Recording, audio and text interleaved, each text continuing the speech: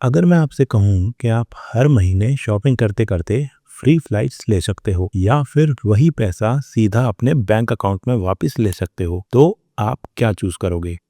Free Goa trip या guaranteed पैसा? यही है आज का सवाल। एयर माइल्स वर्सेस कैशबैक, कौन सा बेटर है? Shiny airport lounge access photos एक साइड और सिंपल 500 रुपीज कैशबैक क्रेडिट वाला एसएमएस दूसरी साइड। सच क्या है? आपके लिए कौन सा सही है? वीडियो एंड तक जरूर देखिए, क्योंकि आज मैं आपको सिर्फ डिफरेंस नहीं बताऊंगा बल्कि एक सिंपल तरीका भी दूंगा जिससे आप खुद ही डिसाइड कर पाओगे। सबसे पहले समझते हैं कैशबैक क्या होता है। कैशबैक सिंपल है।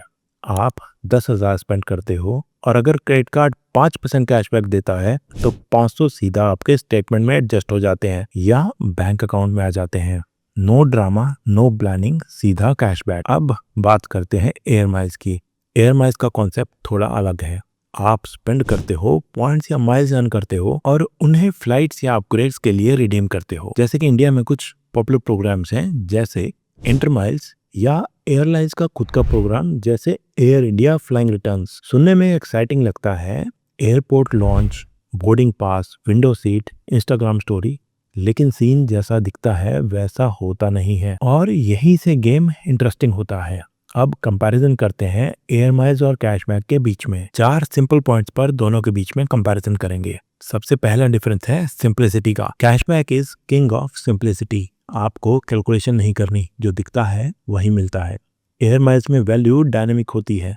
कभी कभी 1 माइल्स की वैल्यू 50 पैसे तो कभी उसी 1 माइल की वैल्यू 1 रुपए भी हो सकती है। ये डिपेंड करता है कौन सी फ्लाइट, कौन सी डेट, कौन सा रूट। यानी कैशबैक सिंपल है, एयर माइल्स थोड़ा कंफ्यूजिंग हो सकता है। दूसरा पॉइंट ऑफ डिफरेंस है रियल वैल्यू का।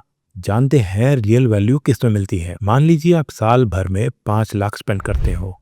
अगर आपका कैशबैक एवरेज 2% है तो आपको 10,000 मिलते हैं स्ट्रेट। वहीं अगर आप एयर माइल्स अर्न करते हो और सेम स्पेंड पर आपको 50,000 माइल्स मिलते हैं, तो क्वेश्चन ये है कि उन 50,000 माइल्स की एक्चुअल वैल्यू क्या है। अगर आप उन्हें पीक सीजन में रिडीम नहीं कर पा रहे या अवेलेबिलिटी नहीं मिल रही तो उनकी वैल्यू गिर सकती है। कभी कभी लोग 3 साल तक माइल्स कलेक्ट करते रहते हैं, फिर जब रिडीम करवाने जाते हैं तो पता चलता है कि माइल्स ही एक्सपायर हो गए। तो ऐसा होने पर इमोशनल डैमेज फ्री में आपको मिल सकता है। तो ये सब सुनने के बाद ऐसे में अब आप खुद डिसाइड कर सकते हो कि आपको रियल वैल्यू कहाँ मिल सकती है। इसके बाद बात करें थर्ड पॉइंट ऑफ डिफरेंस की, तो वो है लाइफस्टाइल मैच।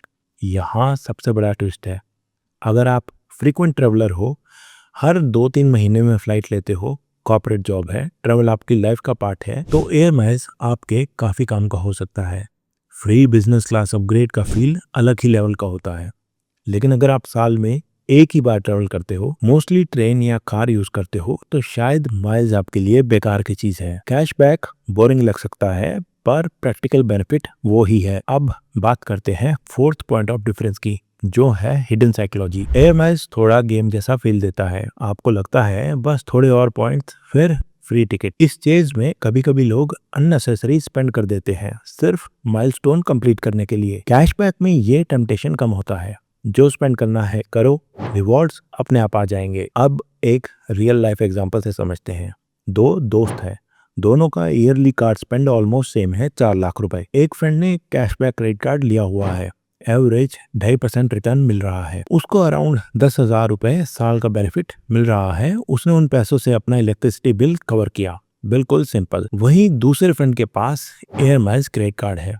उसने उस क्रेडिट कार्ड के जरिए 40,000 माइल्स कलेक्ट किए और 8 महीने बाद गोवा का ट्रिप प्लान किया। ऑफ सीजन में उसने टिकट बुक किया और उसको 9,000 रुपए के करीब वैल्यू मिल गई। दोनों ने ऑलमोस्ट सेम बेनिफिट लिया, बस एक्सपीरियंस अलग था। यानी कैशबैक और एयर माइल्स में विनर कौन है ये सिचुएशन पर डिपेंड करता है। अब एक और चीज जिसके बारे में आपको जानना चाहिए वो है फ्लेक्सिबिलिटी। कैशबैक का पैसा आप कहीं भी यूज कर सकते हो। एयर माइल्स सिर्फ ट्रेवल इकोसिस्टम में काम आते हैं। अगर कल को एयरलाइंस डिवैल्यू कर दे तो आपके माइल्स की वैल्यू कम हो सकती है।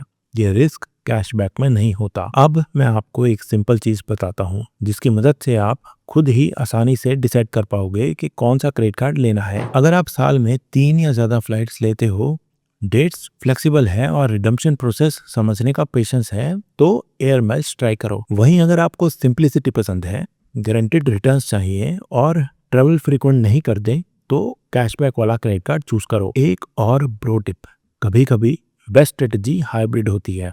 एक primary cashback credit card daily expenses के लिए और एक travel credit card specific categories के लिए। लेकिन ध्यान रहे, क्रेडिट कार्ड्स रिवॉर्ड्स के लिए लिए हैं, रिवॉर्ड्स के चक्कर में खर्चा बढ़ाने के लिए नहीं। वीडियो के एंड में मैं ये बात बोलना चाहूंगा कि क्रेडिट कार्ड का रिवॉर्ड सिस्टम आपके बिहेवियर को इन्फ्लुएंस करता है, इसलिए ऐसा रिवॉर्ड वाला क्रेडिट कार्ड चूज करो जो आपको रियल लाइफ में फायदा पहुंचाए। एयर माइल्स बेटर है अगर आप ट्रेवलर हो, कैशबैक बेटर है अगर आप प्रैक्टिकल हो। अब आप कमेंट में बताओ आपका फेवरेट रिवॉर्ड सिस्टम कौन सा है, एयर माइल्स या कैशबैक, और क्यों। और अगर वीडियो ने क्लैरिटी दी हो तो लाइक बटन प्रेस करो और चैनल को सब्सक्राइब करो। वीडियो शेयर करो उस दोस्त के साथ जो सिर्फ लॉन्च एक्सेस के लिए क्रेडिट कार्ड ले लेता है। मिलते हैं नेक्स्ट वीडियो में।